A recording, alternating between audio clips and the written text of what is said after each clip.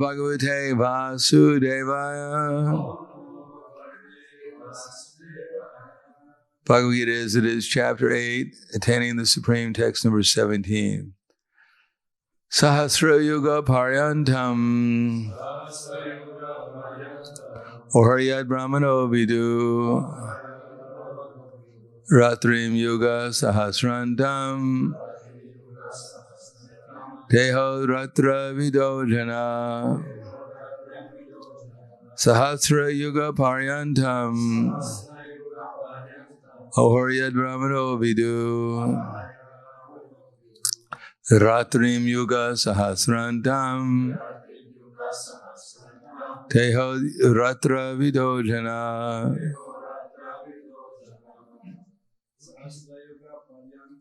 Sahasra Yuga Paryantam Ahoryad Brahmano Vidu Ram Yugam Vahasantam Teho Yatra Vidojana Sahasra Yuga Paryantam Ahoryad Brahmano Vidu Ratrim Yuga Sahasrantam Teho Ratra Vidojana. Dami.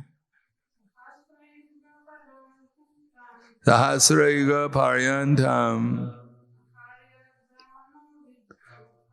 Ahoryad Brahmano Vidu Ratrim Yuga Sahasrantam Teho Ratra Vidojana. Sahasra 1,000 Yuga millenniums Paryantam including Aha day Yat that which Brahmana a Brahma Vidu they know Ratrim night Yuga millenniums Sahasra Antam similarly ending after 1,000 Te they Aha Yat Ratra day and night Vida who understand Jana people. By human calculation, 1,000 ages taken together form the duration of Brahma's one day, and such also is the duration of his night. Purport: the duration of the material universe is limited. It is manifested in cycles of kalpas. A kalpa is a day of Brahma. One day of Brahma consists of 1,000 cycles or 4 yugas or ages. Satya, Treta, Dwarpa, and Kali. The cycle of Satya is characterized by virtue, wisdom, and religion, there being practically no ignorance and vice. And the yuga lasts 1,728,000 years.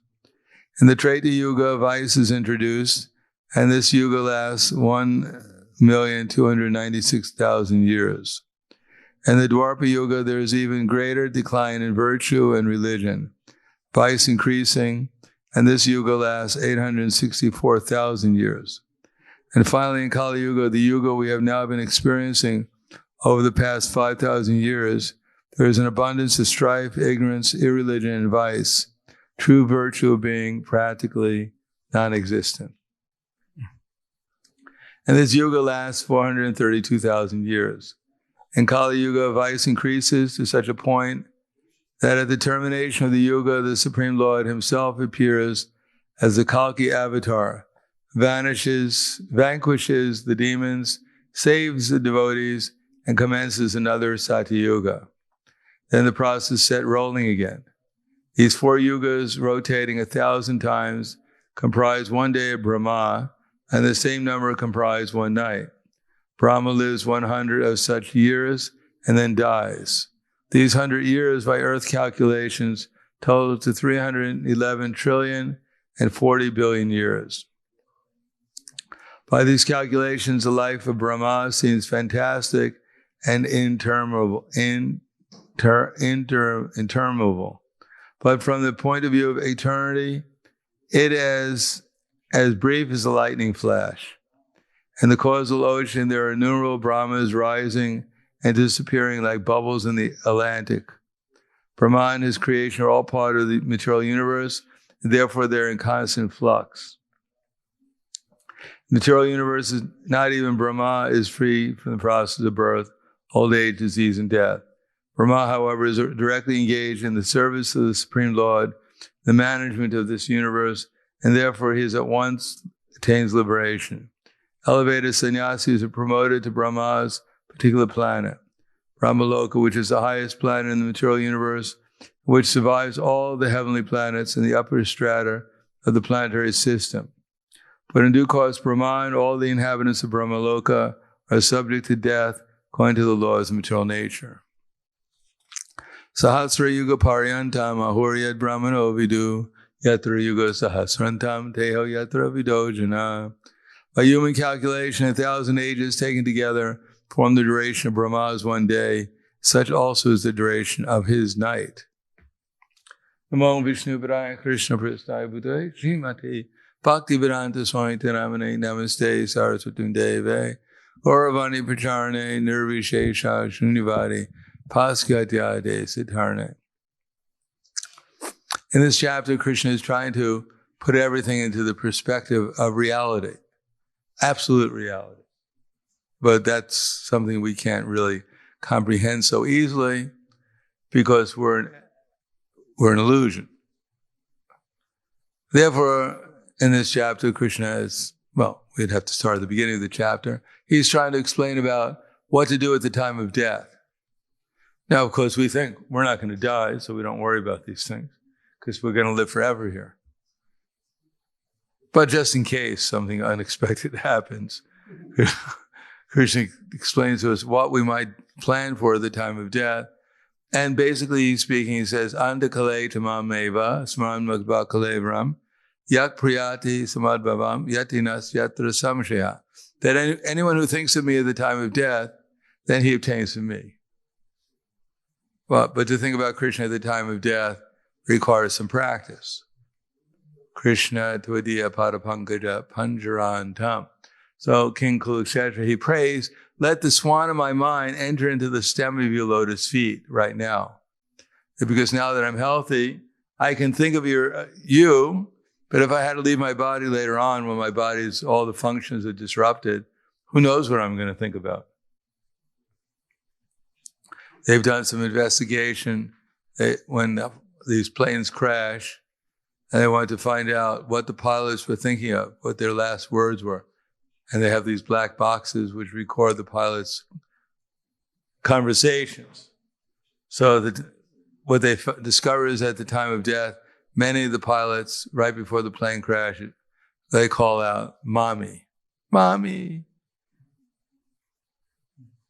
So they're sure to go to Mommy or become a Mommy. So the point is, what are we going to think of at the time of leaving this body? Yam yam vapi smaran bhavam tyajan dan kalevram tam tam evaiti kuntiya sada tad bhava bhavita. That whatever we think of, whatever we're most absorbed in at the time of death, then we get that particular form in our next lifetime. Now, we have a choice. It doesn't happen by accident. People don't become dogs or hogs or demigods by accident.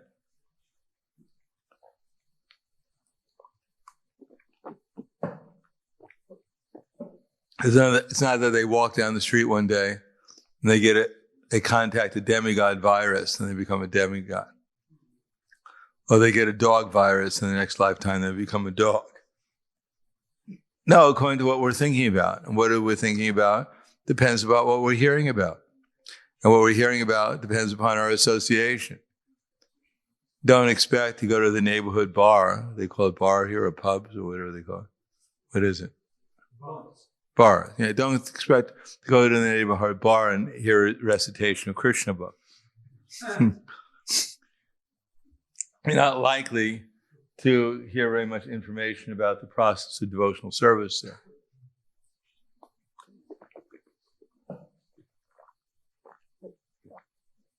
So if you go there with the idea, we're going to get a certain type of association, certain type of conversation.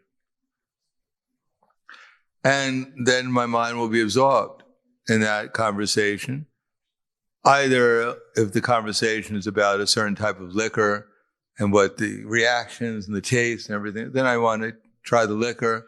Or if the conversation is about the amazing football star and how everyone should go and see him, then in the future I may buy the tickets and go and watch the famous football star. In any case, I'll absorb my mind in something and then I'll perform some activity. And by that activity, my mind will be further engaged in a certain type of thought. Therefore, if we want to become conscious of Krishna, first we have to choose the right association. Otherwise, there's no possibility of hearing about Krishna. You can't hear about Krishna in ordinary association. You can only hear about Krishna if we get a certain type of association.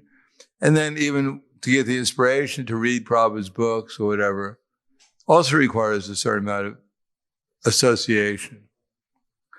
We may sell many books, but it's unlikely people are going to read the books. Sometimes they do due to their past activities, but it's very unlikely they'll read the book unless they get association. So they're encouraged to read the books and they're given some insight in what the books mean and how they can practically apply to that person's life to improve it. Now, as Krishna goes on, he explains about how this material universe is temporary, something which people don't like to hear about. People don't like to hear that we're not going to stay here forever. They feel discouraged. And people don't want to be discouraged, they want to be encouraged. If we talk about death for the entire class, then people will walk out of here very morose. And we talk about how wonderful things are and progress is going on and we're all going to be happy and glorious and they're going to come out with 5G soon, they promise, and you'll be in the world of electricity or internet. You don't even have to see your favorite movie. You don't have to go to the movies. You just touch your ear and it plays in your head. So much progress will be there. Not only will it play in your head, but through your eyes, your eyes will beam it onto the wall so everyone else can watch too. And three-dimensional.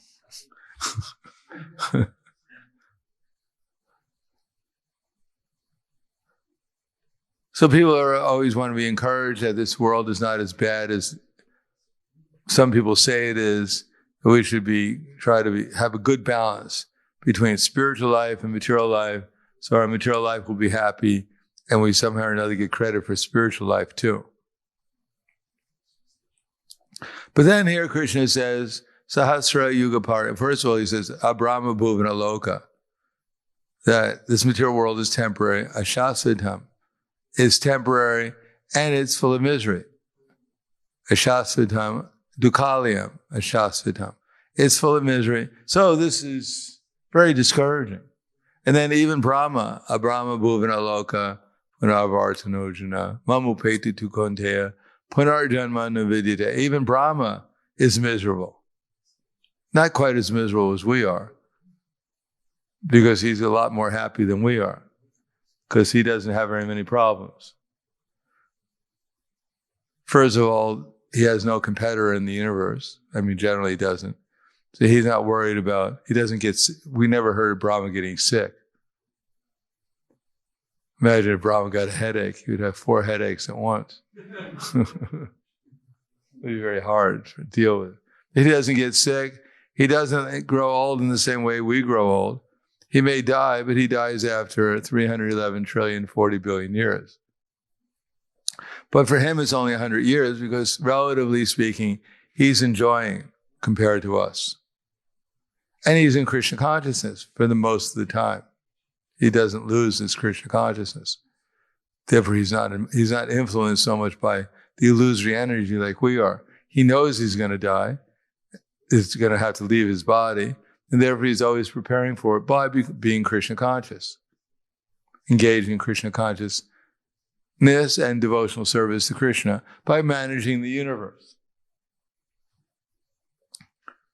But for Brahma, it's only 100 years, and it goes very quickly. In fact, right now, Brahma's 50 years old. He's middle-aged. And he knows he only has another 150 trillion, 20 billion years left to live, so he's getting nervous. And what to speak of our poor selves, we're imagining that we have nothing to worry about. We have such a long time to live, and maybe I'll be an exception, whatever. So here it's given the information so we can take things a little bit more seriously and realize that 1 second in Brahma's life is equal to 90,000 of our years. Which means in 1 second of Brahma's life, we go through 1,000 births and deaths if we live for 90 years each time. So that should be a little impressive, that this little life that we have, this little span of life, is completely insignificant. And still, Kalo doshe nide rajan yastya yeko mahagunan kirtanaya krishnasya mukta sangha paramajat. There's one great thing in Kali Yuga, that simply by chanting Hare Krishna, that one can become liberated and go back to the spiritual world. Just by this, learning how to offensively chant Hare Krishna, we can become eligible to go back to the spiritual world. So that's a great gift. We don't have to wait another 150 trillion years before we go back to the spiritual world like Brahma. We can send Brahma, a little note, wish you were here. We'll see you in another 150 trillion years, we hope. But even in the spiritual world, 150 trillion years is nothing. It's just an exhalation of Mahavishnu. And Mahavishnu is a portion of a plenary portion of an expansion of Krishna. So his exhalation is the whole life of Brahma. So it's nothing. It's just one breath of Mahavishnu. So even by the time we got to know to Brahma, he would have already been back to the spiritual world.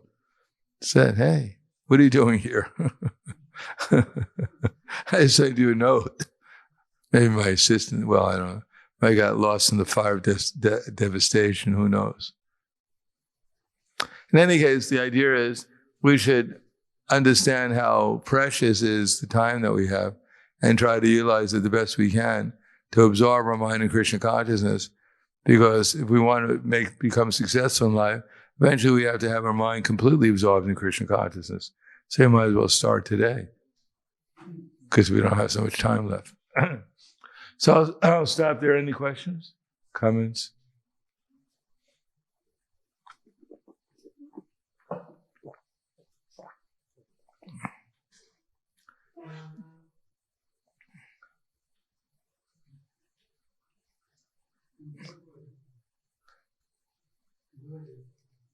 It's over there. Isn't that a microphone there? What's that black thing there? What is it? Here. What is that black thing over there? Another microphone.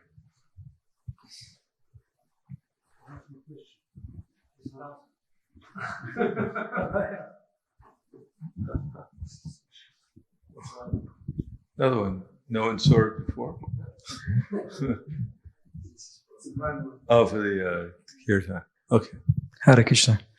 You mentioned that from Brahma perspective, he lives for 100 years. And I'm wondering, is there any similarity to how long human beings live. No, we also live for 100 years. Yeah, but what about like a fly that lives for one day? Is there also, for their perspective, 100 years or? Yeah, 100 miserable years. Okay.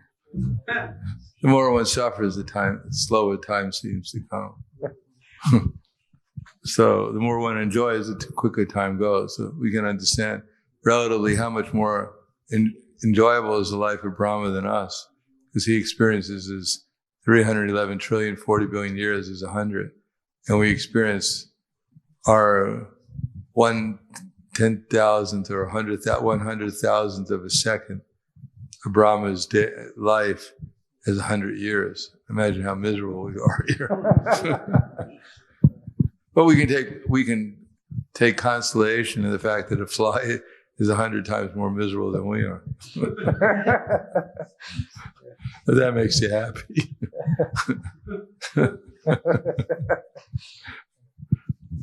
Anything else? Yes. Hare Krishna. So if I understand correctly, Brahma is born when Mahavishnu exhales. Well, it takes a little while, but anyhow, more or less. Because Mahavishnu exhales and the universe is created, and that takes some time for them to expand into the whole universe. And Garbhodakshay Vishnu enter into the universe, and then from his navel, Brahma is born. At least in our universe.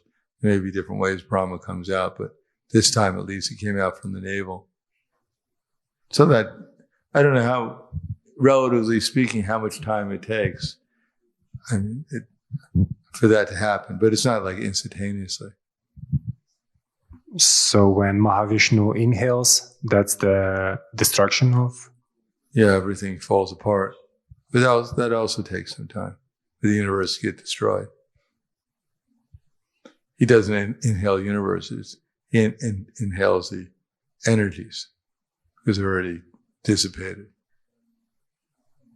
So that was a big universe.